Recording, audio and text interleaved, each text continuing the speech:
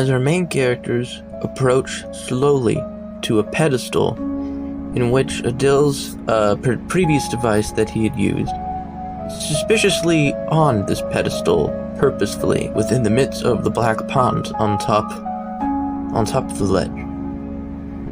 As one of the members of the group attempts to walk toward the device in an attempt at taking it from the pedestal, Adil appears from the shadows and maliciously takes the device from it. Adil explains exactly as to how he had received a prophecy that his stepdaughter, Louise, would die, and how, since that he is a clan member of the Zentrum, uses strength and power in means of preventing this prophecy from actually happening. One of the members of the group, Moran, tries a very stupid attempt of holding Louise hostage, despite being alongside Louise this entire time.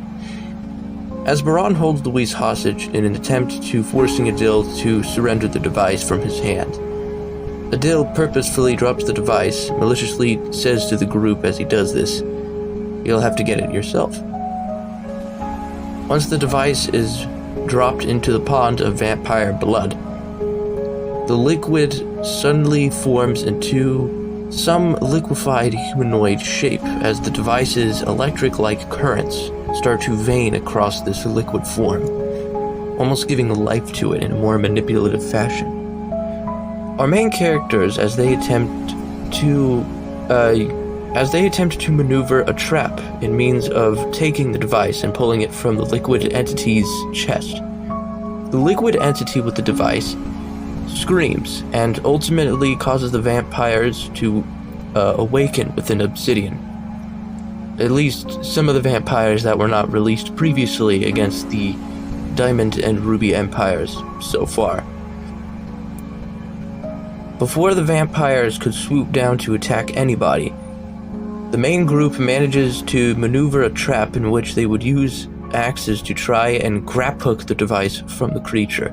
They use the rope in means of trying to creating a catapult sequence, one of which that Major Flashdance manages to grasp his hand to the device itself.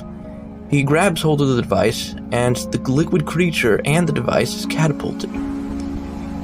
As Major Flashdance is catapulted to the other side of the exit, since that the one they had taken before is purposefully sealed and blocked from their means of trying to get out. Major Flashdance does manage to yank the device from the liquid's form and lunges into the exit. The group follows in pursuit as the liquid entity dissolves into nothing. Adil also escapes in a pit of fear, since that the device is no longer in his possession. The group tries to use the device to stop the vampires from attacking everyone, but Adil specifically specifies that the device is capable of making the vampires more aggressive. Whoever holds the device or uses it in their possession is particularly spared, as you could say a repellent that the vampires would not dare to touch, since that they obtained the device.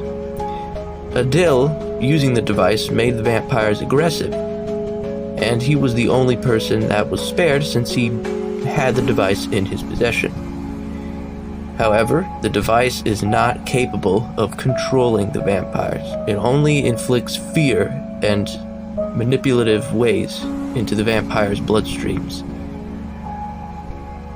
Almost suddenly, they realize that Louise is missing, and they find her corpse within the hands of a very familiar creature that they had fought previously, the Vampiric Mind Flayer, in which, once Devin and Gabrielle arrive, they specify that the creature is a Mind Flayer overlord named Nulla, who has previously attempted to try and influence the vampires under his control.